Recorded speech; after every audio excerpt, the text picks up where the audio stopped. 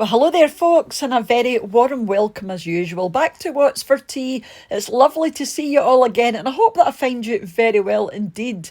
And tonight for tea, I made this delicious corned beef hash. This was something my mother made at least once a fortnight. We would get this because it's really cheap to make.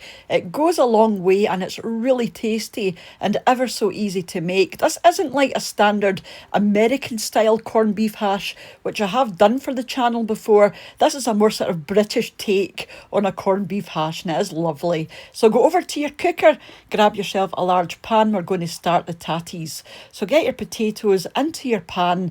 We're just going to cover these up with water, bring them to the boil, and then we can add a wee dash of salt once they're at the boil and let these simmer away for about 20-25 minutes until they are nice and tender and ready to mash. So once they get going, you can pop them out of the way, and then we're going to fry up an onion as well. We're going to mix this through the potato, and onion and potato is a match made in heaven, in my opinion.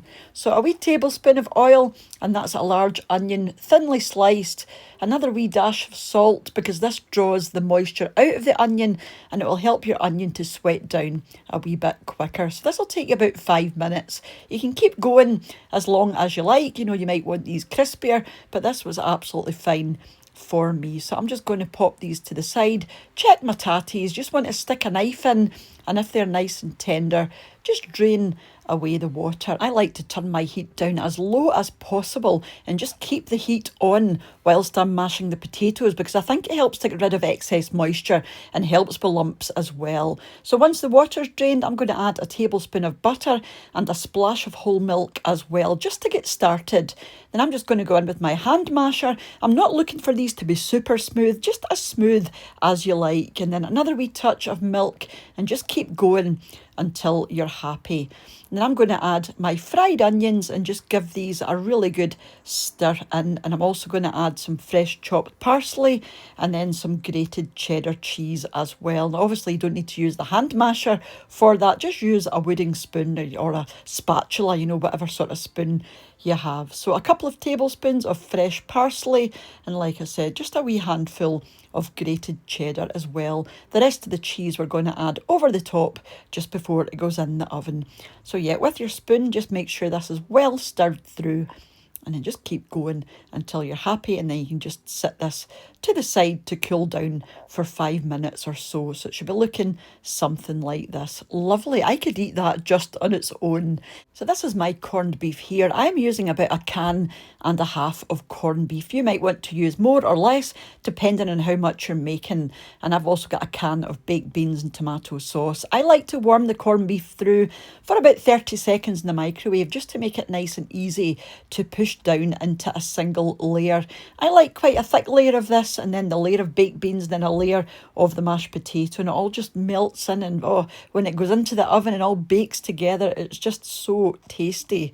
So I'm going to pop a layer of baked beans on top of this. These are just cold baked beans. You don't need to warm these through, because obviously it's gone into the oven for half an hour anyway, so they will be warm by the time they come out.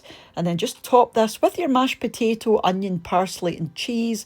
I like to pop this on wee blobs and then just sort of join it up and spread it evenly on the top. Yeah, just lovely. It doesn't take you any time at all, and like I said, it's really, really tasty. So once you're happy, the last thing we're going to do is add on some grated cheese. That's completely optional, because obviously there's cheese in your mashed potato already, but I like to add a wee bit extra just because it goes nice and bubbly and brown on the top. You won't need much because, like I said, you do have cheese already in your mashed potato. So get this into the oven, in the middle of your oven, for about half an hour, gas mark 6, 180C if you're using a fan assisted oven, or 200C for a conventional oven, and it will come out looking something like this. Now do let this cool down for a good 5 minutes, because this is going to be so hot and you don't want to burn yourself, so just be very careful at this point. So I'm just going to pop this onto the plate and show you what it looks like. But let's be honest here, you know, it's not the prettiest thing in the world to look at. It's not the most aesthetically pleasing thing you'll ever see on a dinner plate. But let me tell you, the flavours of everything combined were so tasty, and like I said, very easy to make. Mr. What's for Tea wanted extra baked beans with his, but I felt as though there's plenty of baked beans in there already.